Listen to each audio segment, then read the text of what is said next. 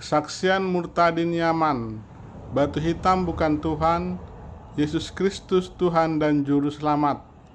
Nonton di sini kesaksian luar negeri. Namaku John, berasal dari Yaman. Aku lahir dan dibesarkan di sebuah keluarga muslim. Keluargaku mengajariku bagaimana untuk sujud, tunduk kepada Allah, kepada Ka'bah. Mereka juga mengajariku bagaimana berdoa 5 kali sehari, bagaimana berpuasa, bagaimana melakukan semua ritual Islam. Pada tahun 2012, aku menikah dengan sepupuku sendiri yang dipilih keluarga untukku sesuai budaya Yaman. Aku menikah setelah aku selesai SMA. Aku kemudian punya 2 anak perempuan dari pernikahan tersebut. Dan pada 2014, aku kuliah di universitas. Dan sejak itulah aku mulai mempertanyakan imanku di dalam Islam. Aku berkata kepada diriku, aku berdoa dan merasa capek berdoa kepada Pencipta, karena sepertinya hal itu merupakan hal ritual saja. Berdoa yang kulakukan sama sekali bukanlah sesuatu yang rohani. Aku mempertanyakan apakah aku menyembah Tuhan yang benar atau tidak. Apakah aku sujud tunduk kepada Tuhan yang benar atau tidak. Suatu waktu ayahku yang waktu itu bekerja di Arab Saudi, dia mengajak ibuku, nenekku dan aku untuk datang ke Mekah untuk melakukan umroh. Jadi kami mempersiapkan paspor kami. Aku sangat gembira karena dapat menemani ibuku untuk pergi ke tempat suci Islam Mekah, tempat di mana aku akan bertemu Allah. Itulah harapanku. Aku sangat gembira, sangat bangga karena aku pikir dengan cara pergi ke Mekah, aku akan mendapatkan jawaban dari pertanyaan-pertanyaanku. Kami akhirnya memperoleh visa umroh dan berangkat ke Arab Saudi dan sampai di Mekah. Di Mekah kami mengenakan pakaian khusus yang disebut pakaian ihram, dan kami mulai mengitari kotak hitam Ka'bah dan batu hitam. Dan selama berjalan mengelilingi 7 kali, pamanku yang memimpin rombongan kami. Rombongan kami merupakan keluarga besar yang terdiri dari sepupu paman, ibu, nenek, dan ayahku. Pamanku adalah seorang guru agama dan imam yang memiliki pengetahuan tentang Islam. Jadi dia yang memimpin kami mengelilingi kotak hitam dan batu hitam di Mekah itu. Orang-orang biasa tidak dapat melakukannya sendiri. Dalam perjalanan berkeliling itu, aku melihat sebuah jam yang ada pada bangunan yang cantik. Bangunan itu bagus dan tinggi. Saat itu pamanku melihatku sedang memandang jam dan bangunan tinggi. Waktu itu namaku masih Muhammad. Pamanku berteriak dengan suara keras kepadaku, "Muhammad, jangan lihat ke situ. Itu adalah setan iblis." Pamanku berkata lagi, "Fokus kepada batu hitam yang ada di Ka'bah, rumah Allah. Engkau harus fokus ke situ." Perkataan pamanku itu membuatku jadi takut. Aku pikir aku sedang tidak melakukan hal yang benar. Aku sedang tidak melakukan ritual yang benar. Aku harus melakukan hal yang benar. Jadi aku mulai melihat ke batu hitam di Mekah itu dan berjalan berkeliling. Sambil melakukan itu semua, tiba-tiba muncul pertanyaan di dalamku yang berkata, sebagai seorang muslim, apakah aku menyembah batu atau pencipta? Jadi apa yang kami lakukan di Mekah tersebut menciptakan pertanyaan baru di dalamku. Akhirnya aku menyadari bahwa muslim itu menyembah batu. Kami tidak menyembah pencipta. Aku berkata kepada diriku, ini bukan dari pencipta. Ini semua berasal dari ide manusia. Ini semua adalah buatan manusia. Aku percaya pada waktu itu juga aku sudah melepas keislamanku di dalam Mekah itu. Aku berharap seharusnya aku bertemu Allah. Aku seharusnya memiliki hubungan pengalaman rohani dengan Allah. Aku berharap Allah akan melakukan sesuatu keajaiban padaku, sehingga keraguan-raguanku akan hilang lenyap. Tetapi semua itu tidak ada yang terjadi. Justru pada saat itu juga aku melepaskan keislamanku. Justru ketika aku melihat ke rumah Allah di Mekah, Arab Saudi. Setelah kejadian tersebut, Aku benar-benar merasa tidak punya harapan, merasa kosong di dalamku. Aku menjadi seorang yang agnostik. Jadi kami kembali ke Yaman. Keadaanku sebagai seorang agnostik berlangsung selama 3 tahun. Dari luar aku masih kelihatan seperti seorang muslim. Di depan istriku, di depan keluargaku, di depan teman-temanku, aku masih berdoa seperti seorang muslim. Aku tidak bisa berkata kepada mereka bahwa aku bukan lagi seorang muslim, karena ada hukuman untuk itu. Mereka akan membunuhku saat itu juga. Khususnya ini terjadi di Yaman. Jika seseorang melakukan apostasi, artinya seorang meninggalkan Islam, hukumannya adalah mati. Jadi aku bertahan menjadi agnostik di dalamku selama 3 tahun. Dan waktu itu adalah waktu yang sulit di dalam hidupku. Aku mencoba membaca tentang teori evolusi, tetapi aku tidak dapat menerima teori itu. Karena ada sesuatu di dalamku yang berkata, ada Tuhan-Tuhan yang menciptakan, tetapi aku kesulitan menemukan cara untuk berhubungan dengan Tuhan pencipta itu. Bagaimana caranya? Agama membuatku justru semakin jauh dari Tuhan pencipta. Itu karena agama adalah buatan manusia. Agama berasal dari manusia, bukan dari Tuhan pencipta. Aku terus mencari cara untuk berhubungan dengan Tuhan pencipta. Aku punya saudara yang tinggal di Amerika. Bibiku menikah dan suaminya tinggal di Amerika. Bibiku tinggal di Yaman dan dia akan pindah ke Amerika.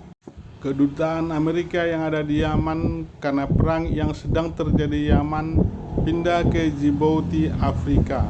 Kedutaan memberikan jadwal untuk wawancara, jadi bibiku harus pergi dari Yaman ke Djibouti. Tetapi sebagai seorang perempuan muslim, tidak bisa pergi sendiri ke luar negeri. Jadi dia perlu seorang dari anggota keluarga untuk menemani. Kemudian keluarga memilihku untuk mendampingi bibiku.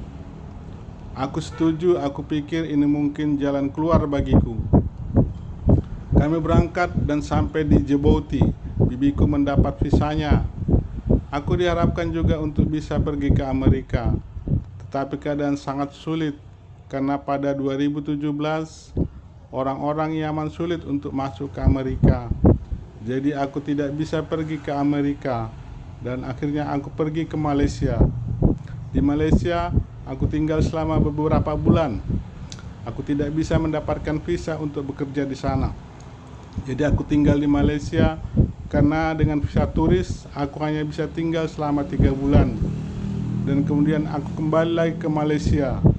Jadi total selama 6 bulan aku pernah ada di Malaysia.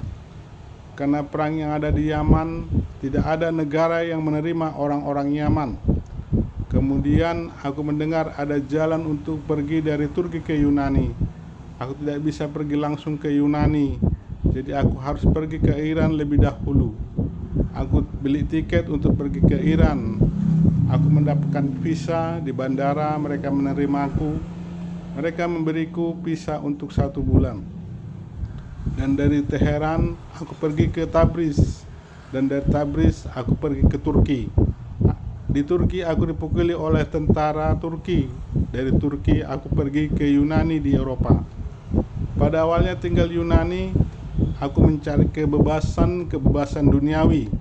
Aku mulai minum minuman beralkohol, merokok, mencari kesenangan dunia ini. Tetapi ketika aku minum alkohol, aku akan bangun dengan keadaan yang lebih menyedihkan, lebih lelah.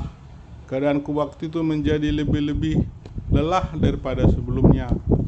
Suatu waktu aku bertemu dengan seorang laki-laki Syria dan dia mempunyai tato di tangannya.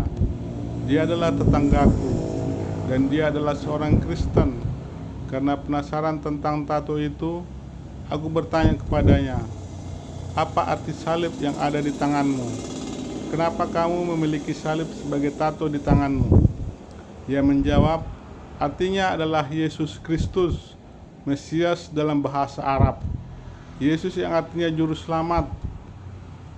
Aku merespon dengan berkata, "Apa Yesus juru selamat?"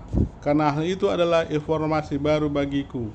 Karena Islam mengajariku bahwa Yesus adalah nabi bukan juru selamat. Islam berkata bahwa Yesus dikirim ke Israel untuk melarang sebagian makanan dan mengizinkan sebagian makanan untuk dimakan. Dan Yesus akan datang lagi untuk menghancurkan salib dan membunuh babi-babi. Laki-laki Syria itu berkata, "Ya, Yesus itu juru selamat. Yesus itu kasih." Laki-laki itu menceritakan tentang Yesus dengan kata-kata yang indah. Aku mendengarnya, dan kemudian dia berkata, "Maukah engkau datang ke Bible Study untuk tahu lebih lagi tentang Yesus ini?" Aku jawab, "Ya, aku mau." Jadi keesokan harinya aku pergi dengannya ke Bible Study. Seorang misionaris Jerman ada di sana. Mereka mulai menyembah Tuhan dengan gitar dan bernyanyi. Setelah itu mereka mulai Bible Study. Misionaris itu mulai menjelaskan bahwa awalnya kita adalah pendosa karena kita mewarisi dosa dari Adam, dan dosa itu seperti penyakit di dalam diri kita. Kita terpisah dari Tuhan Pencipta. Jadi kita memerlukan seorang juru selamat. Tuhan Pencipta mengirimkan anak tunggalnya ke dunia. Mendengarkan itu, aku berkata di dalam hatiku, aku adalah seorang agnostik, dan sekarang aku mendengar bahwa Tuhan itu memiliki anak. Buatku penjelasan itu sulit untuk diterima. Aku perlu cara untuk berhubungan dengan Tuhan. Aku perlu seseorang menunjukkan cara untuk berhubungan dengan Tuhan. Sekarang misionaris itu berkata bahwa Tuhan punya anak. Jadi ada perdebatan damai di antara kami. Kemudian misionaris itu berkata tenang, "Maukah engkau datang ke gereja-gereja?" Itu adalah gereja Yunani. Aku menerima undangan itu. Aku pergi ke gereja itu hari Minggu pagi dan aku masuk gereja. Itu adalah pertama kali di dalam hidupku masuk ke gereja. Karena di Yaman tidak ada gereja. Di Yaman ada orang-orang Kristen, tapi mereka merahasiakan kekristenan mereka. Aku punya pikiran kalau gereja itu sebuah tempat untuk pernikahan, untuk pesta pora, karena pengaruh film-film di TV yang pernah kulihat. Aku masuk ke gereja dan kulihat orang-orang bersukacita, bertepuk tangan, bernyanyi dengan damai dan kasih. Aku berkata kepada diriku, apa yang sedang terjadi di sini? Aku benar-benar terkejut melihat mereka. Sebagian dari mereka, mata mereka tertutup dan begitu bahagia, penuh percaya diri. Aku merasa ada suatu kuasa rahasia ada di gereja itu, dan rasa ingin tahuku makin bertambah untuk mengetahui apa yang sedang terjadi di situ. Setelah mereka selesai memuji dan menyembah, pendeta mulai berkhotbah tentang Yesus Kristus, yang adalah Mesias dan Juru Selamat, tentang kasih-Nya dan mati di kayu salib, bangkit dari kematian. Yesus itu hidup. Aku mendengarnya dan begitu indah mendengar hal-hal baru itu, karena aku tidak pernah mendengar tentang itu sebelumnya. Aku tidak pernah mendengar sebelumnya tentang Tuhan yang luar biasa. Itu Tuhan yang penuh kasih. Tapi pada saat itu, aku masih belum punya iman. Setelah kebaktian selesai, mereka mendatangiku, memelukku. Salah satu dari pasangan Norwegia memberiku perjanjian baru dalam bahasa Arab. Mereka mengatakan bahwa putra mereka adalah misionaris di India yang menjangkau orang-orang Islam di India. Mereka berkata, maukah engkau memiliki perjanjian baru bahasa Arab ini? Aku jawab, mau, karena aku begitu penasaran, ingin tahu dari mana asal kuasa rahasia yang ada di gereja itu. Aku kembali ke rumah dan mulai membaca Matius pasal 1, pasal 2, pasal 3. Di pasal 3 diceritakan tentang Yesus Kristus dibaptis. Ketika itu Yohanes membaptis Yesus Kristus di sungai Yordan. Sesudah dibaptis, Yesus keluar dari air, dan kemudian terdengar suara dari surga yang berkata, "Inilah anakku yang kukasihi, kepadanya lah aku berkenan." Ketika membaca itu, aku benar-benar terkejut apa Tuhan berbicara langsung, dan Tuhan Pencipta itu mendeklarasikan bahwa Yesus Kristus adalah anaknya. Aku mulai teringat, Laki-laki orang Syria, dia berkata Yesus adalah anak Tuhan. Misionaris Jerman juga berkata Yesus adalah anak Tuhan. Pendeta di gereja Yunani itu juga berkata Yesus adalah anak Tuhan, Mesias, Juru Selamat. Jadi sekarang aku menemukan bahwa Tuhan dari surga mengatakan bahwa Yesus Kristus, Mesias adalah anaknya. Aku terpukau dan aku melanjutkan membaca Matius pasal 4 dan pasal 5. Pasal 5 adalah poin iman bagiku. Di pasal 5 ada tertulis mengenai ucapan bahagia. Aku membaca pengajaran yang indah ini, pengajaran yang paling indah di seluruh dunia. Pengajaran ini harusnya diajarkan di sekolah, di pemerintahan, di setiap negara, di mana-mana. Berbahagialah orang yang miskin di hadapan Tuhan, karena merekalah yang mempunyai kerajaan surga. Berbahagialah orang yang berduka cita, karena mereka akan dihibur. Berbahagialah orang yang lemah lembut, karena mereka akan memiliki bumi. Berbahagialah orang yang lapar dan haus akan kebenaran, karena mereka akan dipuaskan. Berbahagialah orang yang murah hatinya, karena mereka akan beroleh kemurahan. Berbahagialah orang yang suci hatinya, karena mereka akan melihat Tuhan. Berbahagialah orang yang membawa damai, karena mereka akan disebut anak-anak Tuhan. Aku membaca pengajaran yang indah ini, dan aku merasa Tuhan sedang berkata kepadaku, Muhammad, pengajaran ini untukmu. Aku merasa seperti air mengalir ke rohku. Aku begitu penuh sukacita. Aku membaca sambil tersenyum dan bahagia. Aku tidak bisa menjelaskan dengan kata-kata sukacita dan damai yang kualami di dalamku ini. Aku melanjutkan membaca tentang doa, tentang puasa, dan semua itu menjawab semua pertanyaan-pertanyaanku. Aku sangat gembira, luar biasa gembira. Aku berkata, oke, aku mau mengikut Tuhan ini. Tuhan dari buku ini, Tuhan dari ajaran Alkitab, Tuhan dari gereja, Tuhan dari orang-orang Kristen. Aku mau mengikutinya. Aku mau menyerahkan seluruh hidupku kepadanya. Aku begitu bersemangat untuk kembali lagi ke gereja. Yang kulakukan hari Minggu berikutnya, aku pergi ke gereja itu lagi. Gereja itu adalah gereja Yunani, gereja multi budaya dan multi bangsa. Gereja itu menyediakan penerjemah untuk bahasa Persia, bahasa Arab, bahasa Inggris, dan bahasa Prancis. Menjelang akhir kebaktian, pendeta berkata, adakah yang menyerahkan hidupnya kepada Yesus Kristus? Aku angkat tanganku, dan kemudian beberapa orang mengelilingiku, dan pendeta berdoa untukku dengan bahasa Yunani, dan seorang menerjemahkannya untukku ke dalam bahasa Arab. Dan aku mengikuti dua pendeta itu. Aku sangat berterima kasih menerima Tuhan yang penuh kasih ini. Aku merasa aku adalah seorang ciptaan baru. Aku merasa ada sesuatu yang baru di dalamku. Dan aku minta kepada gereja untuk memberiku Alkitab yang lengkap. Ada perjanjian lama dan ada perjanjian barunya. Mereka memberinya padaku. Dan aku menyemangati diriku untuk membaca Alkitab, mulai dari Kejadian sampai Wahyu. Selama 1 tahun, aku selesai membacanya dengan dibimbing oleh seorang misionaris Amerika, karena misionaris Jerman sudah selesai bertugas dan digantikan oleh misionaris Amerika. Jadi selama 1 tahun, aku mempelajari makan roti kehidupan ini. Aku membaca setiap hari firman Tuhan yang hidup ini. Dan setelah 1 tahun kemudian, aku dibaptis, yaitu akhir tahun 2018. Aku begitu bahagia, dan aku merasa ketika aku dibaptis dan keluar dari air, Tuhan memberikan kepadaku kebenaran iman.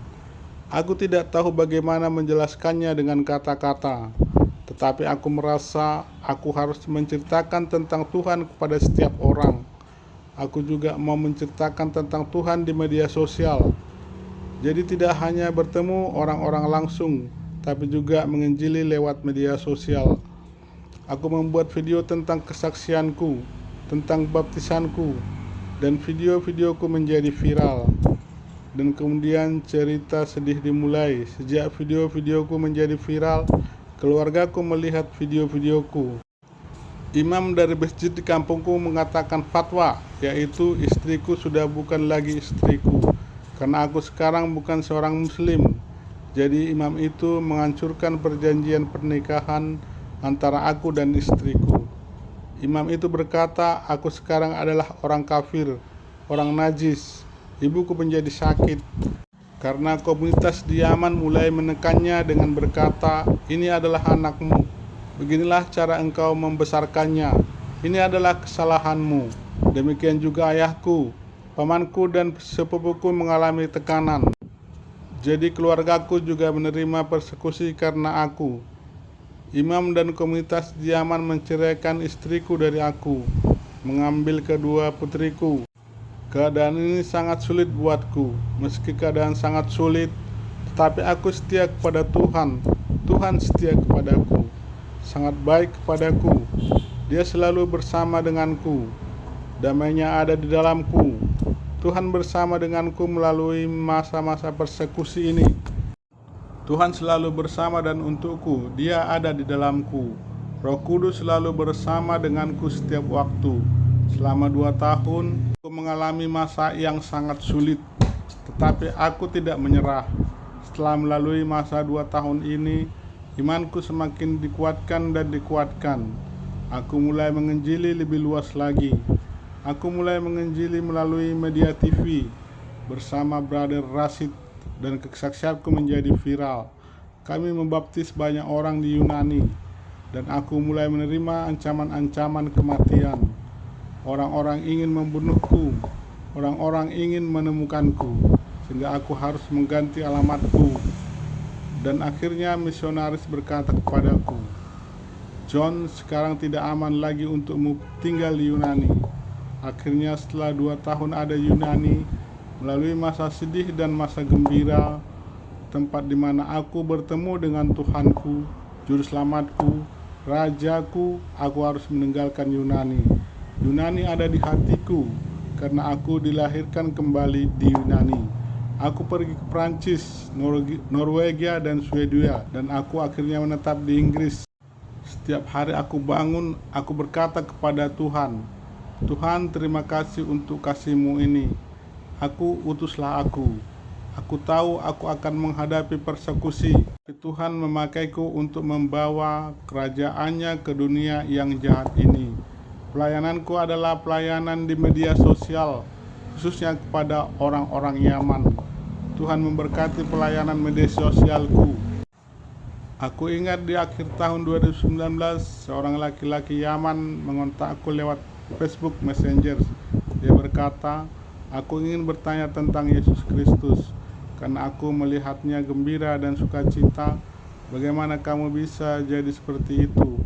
Aku menceritakan tentang Yesus Kristus kepadanya, dan akhirnya dia menyerahkan hidupnya kepada Yesus Kristus melalui Facebook Messenger.